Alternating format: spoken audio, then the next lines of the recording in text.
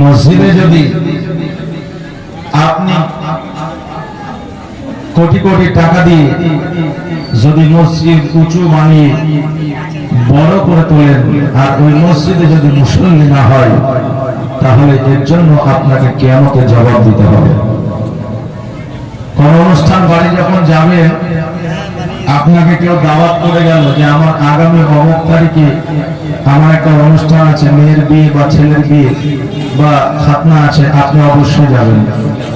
এখন যে দাওয়াত করে গেল সে যদি বাড়ির বাইরে চেয়ার নিয়ে বসে থাকে আর যদি মানুষকে কিছুই না বলে কখন এসেছো, কি খেয়েছো, খাওয়া দাওয়া হয়েছে কিনা, কেমন আছো, এইরকম যদি আপ্যায়ন না করে, কোনো কথা যদি না বলে, তাহলে আপনার মনটা খারাপ হবে না? হবে না? আপনি পরে কি বলবেন যে ওর বাড়িতে দাওয়াত দিলে আর জীবনও যাব না, বলবেন কি বলবেন না? যদি বাড়িওয়ালা যে দাওয়াত করেছে সে যদি কথা না বলে, যদি আপনার খেয়াল না করে, তাহলে আপনি পরবর্তীতে কি বলবেন যে ওই বাড়িতে আর দাওয়াত খেতে যাব না। তা আপনি অনুষ্ঠান করলেন, অর্থাৎ জালসা আরম্ভ করলেন, জালসা চালু করলেন, গ্রামে জালসা লাগালেন, অথচ আপনি বাড়িতে বসে আছেন, মেলাতে ঘুরছেন, অথচ আপনি চায়ের দোকানে আড্ডা দিচ্ছেন, জালসায় আসেন না। এর জন্য কিয়ামতে আপনাকে জবাব দিতে হবে। আপনি হুঁশিয়ার হয়ে যান, সাবধান হয়ে যান, কারণ কখনকার মত হবে কেউ বলতে পারবে না। পারবে? কেউ বলতে পারবে না। আমরা এমনই মানুষ যে গ্রামে একজন মারা গেলে আমরা মনে করি এবারের সিরিয়াল মানে আব্দুর রহমান, মানে যেহেতু ওর বেশি বয়সে আছে, বিছানাগত হয়ে আছে, প্যারালাইসিস হয়ে গেছে, চোখে কম দেখতে পায়, 70 বছর প্লাস হয়ে গেছে, এই জন্য আমরা মনে করি যে গ্রামে তো একজন গেল রে বুঝে, তা আরেকজন আছে, এবার আব্দুর রহমানের হয়তো সিরিয়াল। কিন্তু আব্দুর রহমান বিছানায় শুয়েই থাকবে, তুমি 25 বছর 20 বছরের যুবক, তুমি চলে যাবে, কোন গ্যারান্টি আছে? নাই। তাহলে কেউ মারা গেল, আপনি মনে করেন এবার আমার সিরিয়াল, অমুকের সিরিয়াল, সমুকের সিরিয়াল না গুনে আপনি মনে করেন যে আমার এই সিরিয়াল, আর আপনি যদি এটা ভেবে নিতে পারেন যে আমার এরপরে সিরিয়াল, তাহলে আপনার দ্বারা সাগীরা কাবিরা গুনাহ হতে পারে না। আমি আজকে যখন জীবনীতে আসছিলাম, দেখলাম একটা বাসে করে এক বাস আপনার নারী এবং পুরুষ, অর্থাৎ ছেলে মেয়ে সবাই দেখছি বাসে উঠছে। আমার সঙ্গে একজন সাক্ষাৎ করলেন, বলে হুজুর এই ব্যাপার, একজন মানে মেয়ে মারা গেছে, ওনার সন্তানাদিও আছে, বয়স কিন্তু বেশি নয়, খুব হলে 24 থেকে 25 অনুমানিক বলছেন। আচ্ছা, কেউ কি ভাবতে পেরেছিল যে এই বয়সে মেয়েটা চলে যাবে? কেউ ভাবতে পারে না। তা আপনি কোন গ্যারান্টিতে বলতে পারেন যে আমি এখনো 10 বছর বেঁচে থাকবো? আপনি কোন গ্যারান্টিতে বলতে পারেন যে আমি কালকে রাত্রিতে, আজকে রাত্রিতে ঘুমায় কালকে সকালবেলায় আমি 14টা খুলে উঠবো? কোনো গ্যারান্টি নাই। অর্থাৎ যতক্ষণ জগতের মধ্যে আছেন ততক্ষণ কিছু নেকির কাজ করে যান, কারণ এই জগতে তো এসেছেন 60 বছর 70 বছরের জন্য, কিন্তু ওই জগতে আপনাকে অমরভূত থাকতে হবে। এটা সীমিত, এই পৃথিবীতেই বিচার হবে, এখানেই আপনি আবার পুনরায় থাকবেন, কিন্তু ওটা হবে অমরের জীবন। আর এই জীবনটা আছে আমাদের একটা লিমিটেড, অর্থাৎ একটা আমাদের সময়সীমা আছে, সেই সময়সীমার মধ্যে আমরা এই জগতে চলাফেরা করবো। বাজে ভাইরা, তাই নিজেকে পরিবর্তন করুন। নিজেকে পরিবর্তন করাই হলো আমাদের বড় বাহাদুরি। আমি মস্তান হয়ে গেলাম, ডাক্তার হয়ে গেলাম, উকিল হয়ে গেলাম, হাজি হয়ে গেলাম, আরো কিছু হয়ে গেলাম, এটাই সাকসেস নয়। আপনি জীবনকে পরিবর্তন করে সুন্দর করে গড়ে তুলেছেন ইসলামিক পথে, শরীয়তের পথে, এটাই হচ্ছে সাকসেসের একটা আপনার পথ। জোরে বলেন সুবহানাল্লাহ। অতএব নিজেকে পরিবর্তন করুন, আর যতক্ষণ নিজেকে পরিবর্তন না করতে পারবেন ততক্ষণ পর্যন্ত আপনি সাকসেস হতে পারবেন না। মওতের কোনো আপনার সিরিয়াল নাই, আসার হয়তো সিরিয়াল আছে, কিন্তু মওতের সিরিয়াল নাই। আপনাকে চলে যেতে হবে। যখন আল্লাহ তাআলা ডাক দিবে তখন আপনাকে সেই ডাকে সাড়া দিতে হবে। প্রত্যেকটা জায়গায় বান্দাকে জিজ্ঞাসা করেছে, বান্দা তোমার পছন্দ কি, অপছন্দ কি, তুমি কি খেলে ভালো থাকবে, তোমার শরীর তরুণ তাজা থাকবে, তুমি কোনটা খেলে খুশি হবে। আমি আল্লাহর নিয়ামত স্বরূপ তোমাকে সেটাই দিয়েছি, তুমি যেটা চেয়েছো। কিন্তু একটা আমি মানে একটা জিনিস তোমাদের দিইনি, যেটা হচ্ছে মওতের সময়। যেটা মওতের সময় আমি তোমাদের দিইনি। কারণ আমি যদি তোমাদেরকে বলতাম যে আগামী কালকে অমুক দিনে তোমার মৃত্যু ঘটবে, তাহলে তুমি বলতে আল্লাহ জমিতে তিল লাগিয়েছি, গম লাগিয়েছি, ভুট্টা লাগিয়েছি, কমসে কম সাহার পানিটা তো দিই, তারপরে তখন যাবো। আল্লাহ যদি বান্দাদের সুযোগ দিত যে কালকে চলে আসতে হবে কবরে, তাহলে আমরা কি বলতাম যে কালকে জমিটা দেখি, তারপরে আমি যাব। তারপরে আমার মেয়েটার বিয়ে হয়নি, মেয়েটার বিয়ে দিব, তারপরে যাব। ছেলেটার বিয়ে দিইনি, ছেলেটার বিয়ে দিব, তারপরে যাব। আমরা এই সমস্ত কথা বলি কি বলি না? বলি অনেক জায়গায়, যখন যাওয়ার প্রয়োজন হয় যাওয়া হয় না সময় মতো। আল্লাহ যদি আমাদের এই সুযোগটা দিত, তা আমরা কিন্তু ওই কথাই বলতাম যে আল্লাহ আজকে নিয়েন না, কমসে কম আর দুদিন তো সময় দেন।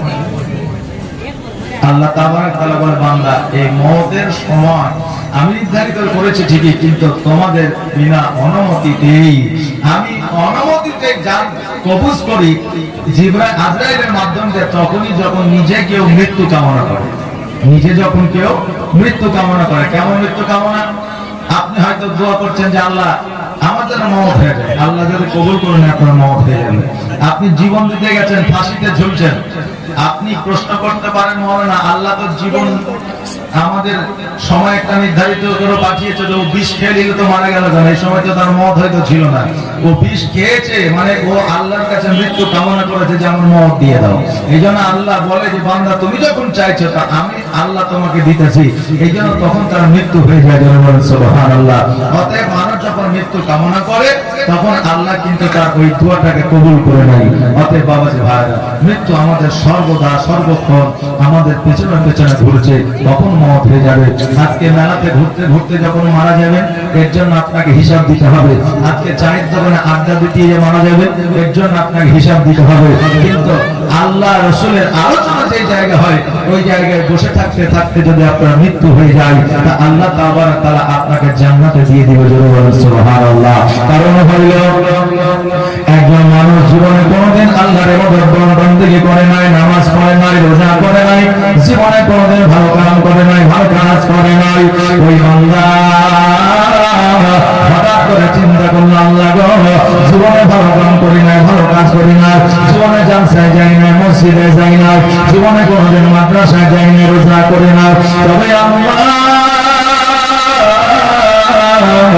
আজকে আমি নিয়ত করলাম আজকে আমার পাশে গ্রামে জালসা হইতে আছে, ওই জালসায় গিয়ে যাবো আর জালসা শ্রবণ করবো। গোসল করলো, গোসল করার পরে পাঞ্জাবি পায়জামা টুপি মাথায় দিল, মাথায় দেওয়ার পরে এবার জালসার দিকে অগ্রসর হয়ে গেল। রাস্তার মাঝে আজরাইল এসে হাজির হয়ে গেল। বান্দা রে, আর তোমার জালসায় যাওয়া হবে না, তোমার সময় শেষ হয়ে গেছে, তোমার মৃত্যু ঘটবে। আমাকে একটা সুযোগ দেয়, আমি জীবনে ভালো কাজ করি নাই, আজকে জালসায় যাবো, জালসা শুনবো, আমাকে একটা সুযোগ তুমি দিয়ে নাও। আল্লাহ বলে বান্দা রে, আমি যখন যার মওত লিপিবদ্ধ করে দিয়েছি, তখন তার মওত হবে, এক সেকেন্ড আগেও যাবে না, পরেও যাবে না। এই জন্য আজকে তোমার মওত লিপিবদ্ধ করে দেওয়া আছে, আজকে তোমাকে মওতের স্বাদ গ্রহণ করতে হবে। আজরাইলকে কামতি মিনতি করে, আজরাইল বলে আমার দ্বারা সম্ভব নয়, কারণ মওত লাগে আল্লাহ, আজান কবুল করে আমি আল্লাহর আদেশে। জোরে বলুন সুবহানাল্লাহ। ওই আজরাইল ওই বান্দার জানটাকে কবুল করে নিয়ে যখন আপনার আসমানের উপরে চলে গেল, এইদিকে জাহান্নামের ফেরেশতারা ওই বান্দার রূহটাকে নিয়ে টানাটানি শুরু করলো। তার রূহটাকে নিয়ে যখন আজরাইল আলাইহিস সালাম যাওয়ার পরে জাহান্নামের ফেরেশতারা তাকে জাহান্নামে নিয়ে যাওয়ার জন্য টানাটানি করতেছে। জান্নাতের ফেরেশতারা বলে, জাহান্নামের ফেরেশতারা আজকে ওই বান্দাকে তোমরা জাহান্নামে কেন নিয়ে যাও? বলে, শোনো, জীবনে কোনোদিন ভালো কাজ করে না, মসজিদে যায় না, মাদ্রাসায় যায় না, নামাজ পড়ে না, রোজা করে না, রাত খায়রাত করে না, জালসায় যায় না, অতএব তাকে জাহান্নামের মধ্যে নিক্ষেপ করে দেওয়া হবে। জান্নাতি ফেরেশতারা বলে, না না না, আজকে জালসা শুনবো বলে নিয়ত করে বাড়ি থেকে বের হয়েছিল, এই জন্য ওই বান্দা জান্নাতি। জাহান্নামী ফেরেশতারা বলে, না না, এটা কোনো মতে সম্ভব নয়। আল্লাহ দরবারে আপনার যেন পায়গাম চলে গেল। আল্লাহকে বলতেছে, আল্লাহ গো, আজকে এই বান্দাকে জাহান্নামে ফেরেশতারা জাহান্নামে নিয়ে যেতে চায়, জান্নাতি ফারিস্তারা জান্নাতে নিয়ে যেতে চায়। ও আল্লাহ, তুমি বলো এই বান্দাকে জান্নাতে দিব না জাহান্নামে দেব? আল্লাহ তাআলা বলে, ও আমার ফারিস্তারা, তোমরা একটা কাজ করো, বাড়ি থেকে রাস্তাটা মাপ শুরু করো। যদি জালসার দিকে বেশি যায় তবে সে জান্নাতি, যদি বাড়ির দিকে বেশি থাকে তবে সে জাহান্নামী। এবার যখন বাড়ি থেকে জালসার জায়গাটা মাপা হইতে আছে, দেখতে যেন বেশি নয়, একটা ধাপ আগে আছে। আল্লাহকে বলে, আল্লাহ গো, ওই বান্দা একটা ধাপ জালসার দিকে আগে আসে।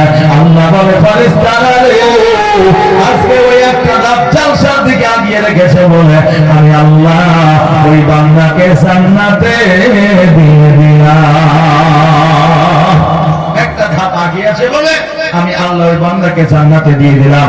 আজকে আমরা জালসার মাহফিলে আছি, আরে ভাই কমসে কম কিছু হোক আর না হোক, গুনাহ তো হচ্ছে না যে এখানে কোন সমালোচনা, গীবত, তাস খেলা, জুয়া খেলা, আড্ডা খেলা, লুডু খেলা, ফ্রি ফায়ার খেলা, এসব কিছু আছে নাকি? কিছুই নাই। তো কমসে কম গুনাহ থেকে তো বেঁচে আছি। আজকে চায়ের দোকানে থাকলে হয়তো কেউ তাস খেলছে, আপনি তো ওই তাস খেলাটা দেখতেন, কারোর সঙ্গে কারো সমালোচনা করতেন, তারপরে আপনি হয়তো টিভিটাই একবার চোখ লাগাতেন, নইলে আপনি না হয় মোবাইলে চোখ লাগাতেন, নাকি বলেন? তাহলে আপনার গুনার একটা চান্স ছিল, কিন্তু এখানে সেই গুনার চান্সটা নাই। যতক্ষণ বসে থাকবেন গুনাহ থেকে বেঁচে থাকবেন। অতএব জালসা যদি হয় এলাকা ভিত্তিক, জালসা শোনার চেষ্টা করবেন। ফাঁকি দিবেন তো কিয়ামতের দিন জবাব দিতে হবে।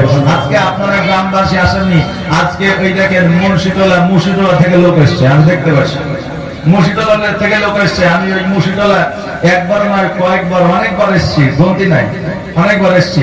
কিন্তু তখনকার পরিস্থিতি ছিল আলাদা, আর এখনকার পরিস্থিতি হচ্ছে আলাদা। যাই হোক বাজি ভাইরা, ওখানেও কিন্তু জীবনী হচ্ছে, ওখানে জীবনী চলা সত্ত্বেও ওনারা এসছেন, আমাকে ভালোবাসে তাই এসছেন, আমাকে ভালোবাসে তাই ওনারা এসেছেন। যাই হোক, আমি বলবো শেষ পর্যন্ত থাকলে আমার সঙ্গে সাক্ষাৎ করে যাবেন, কমসে কম একটু মুলাকাত হবে, নাকি বলেন?